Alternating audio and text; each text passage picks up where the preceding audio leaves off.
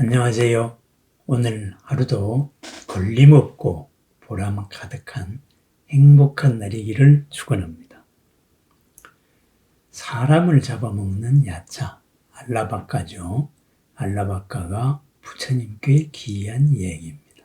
여기서 알라바카를 한번 살펴봅니다. 알라바카는 벵골 지방에 있었습니다. 벵골 지방의 히말라야에 궁전을 짓고 있었습니다. 그런데 그 지역을 다스리던 알라비라는 나라, 그 나라의 국왕을 사로잡았죠. 그리하여서 매일 한 사람씩 바치게 했습니다. 바꾸어 말하면 무슨 말일까요? 국왕보다도 더 뛰어난 권력과 힘을 가진 존재였습니다. 그러하기 때문에 매일 한 사람을 바쳤다. 매일 한 사람의 목숨을 살리고 죽일 수 있는 그러한 파워를 갖춘 존재였습니다. 그랬습니다. 힘을 갖춘 존재가 그 힘을 제대로 못 썼을 때 크나큰 사고가 벌어집니다. 모든 세상의 재앙이 되는 것이죠. 그랬을 때 그 알라바카, 이 힘을 가진 존재도 내면의 궁금함이 있었습니다. 내면의 그 두려움이 있었습니다. 그리하여서 부처님을 만나자마자 부처님이라는 말을 듣고 자기의 위세를 뽐냈습니다. 자리에서 내려와라, 자리에서 올라가라. 이것을 3번이나 했고 부처님은 3번을 그 말을 들어주었습니다. 4번째에는 알라바카의 위험에도 굴하지 않고 바로 바른 모습을 보여줬습니다. 누구도 나를 어지럽힐 수가 없고 나의 심장을 쥐어뜯을 수가 없다. 나를 간지스강으로 던질 수가 없다. 이렇게 해서 당당함을 보여줬습니다. 세상의 권력자를 대하는 부처님의 모습입니다. 그 3번을 그 권력자의 말대로 자리에서 내려오고 자리에서 올라가 줬습니다. 무슨 뜻일까요? 그 권력을 인정해 준 겁니다. 다만 인정을 했을 때 4번째에는 단호하게 거부했습니다. 그리고 부처님의 본래 모습을 보였습니다. 무슨 말일까요? 그대가 가지고 있는 본연의 불안, 그 공덕은 인정하지만은 그 본래의 그 불안을 해소하지 않는 한 바로 그 공덕이 그대에게 독으로 이끌 것이다. 화로 이끌 것이다. 그것을 깨우쳐준 것입니다. 그리하여서 상대를 인정하고 상대의 어리석음을 깨우쳐줍니다. 어리석음을 깨우쳐줌으로써 복을 짓게 하는 존재, 사람을 죽이는 존재에서 사람을 살리는 존재로 바뀝니다. 그리하여서 야차 알라바카는 부처님의 제자가 된 다음에 이 마을 저 마을 돌아다니면서 부처님의 말씀을 전하고 실천하게 됩니다. 그렇습니다. 무한한 권력을 힘을 가졌더라도 힘을 가진 사람의 본래 불안이 있습니다. 이 힘이 다 할 수가 있고 그리고 궁금증이 있습니다. 그 궁금증으로 첫 번째 바로 무엇이 으뜸가는 재산이냐 이렇게 물었습니다. 어떻게 해야 평안하냐? 어떻게 해야 맛있게 맛 중에 맛이 무엇이냐? 최상의 생활이 무엇이냐? 이렇게 물었지요. 그래서 부처님께서는 믿음이 으뜸 재산이고 진리의 가르침이 평안을 가져온다. 진실이 맛 중에 맛이고 그리고 지혜롭게 사는 것이 최상의 삶이다. 이렇게 말했습니다. 알라바카의 질문이 이어집니다. 사람은 어떻게 거센 흐름을 건넵니까? 어떻게 큰 바다를 건넙니까? 어떻게 괴로움을 뛰어넘습니까? 어떻게 해야 완전히 청정해질 수 있습니까?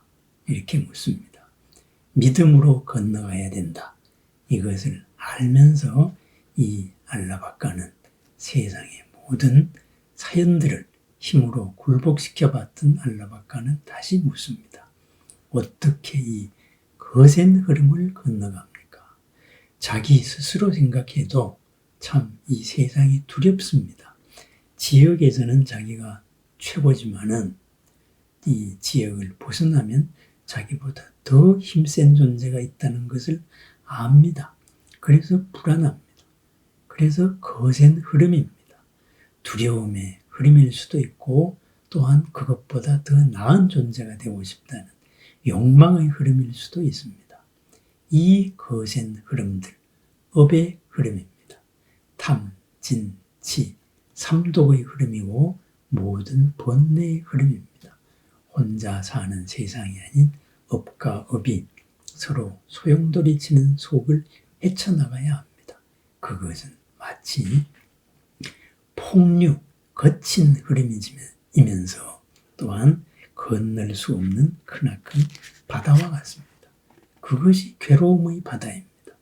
그 괴로움의 바다에서 살아남으려고 남들과 똑같이 부닥칩니다. 청정하지 못합니다. 그죠? 같기 때문에 부닥치고 나를 지키기 위해서 상대가 하는 대로 되갚아줍니다. 이것이 바람직한 삶이 아니다. 이것을 알고 있는 것이지요. 그래서 이 거센 흐름, 거친 흐름, 괴로움의 바다를 어떻게 건널 것인가? 나는 정말 평안하게 살고 싶습니다. 이렇게 부처님께 묻는 겁니다. 사람은 믿음으로 거센 흐름을 건너고 방일하지 않음으로 크나큰 바다를 건넙니다. 정진으로 괴로움을 건너고 지혜로서 완전히 청정해집니다. 부처님은 같은 말을 합니다. 큰 바다, 거센 흐름의 큰 바다를 건너려면 방향을 잊지 말아야 합니다. 그 방향, 굳건한 방향, 바로 믿음입니다. 이 믿음으로 굳게 잡고 믿음의 방향타를 굳게 잡고 뚜벅뚜벅 끝없이 걸어나갑니다. 언제나 그것을 잃지 않습니다. 나 자신에 대한 믿음을 잃지 않고 진리에 대한 믿음을 잃지 않습니다. 그것이 바로 방일하지 않음, 게으름 없음입니다. 그 게으름 없음으로 뚜벅뚜벅 마라톤 하듯이 한 걸음 한 걸음 나아갑니다. 그것이 정진입니다. 그러한 정진 속에서 가르침을 하나하나 새겨나갑니다. 그것이 지혜입니다. 가르침을 새기다가 보면은 지혜가 드러납니다.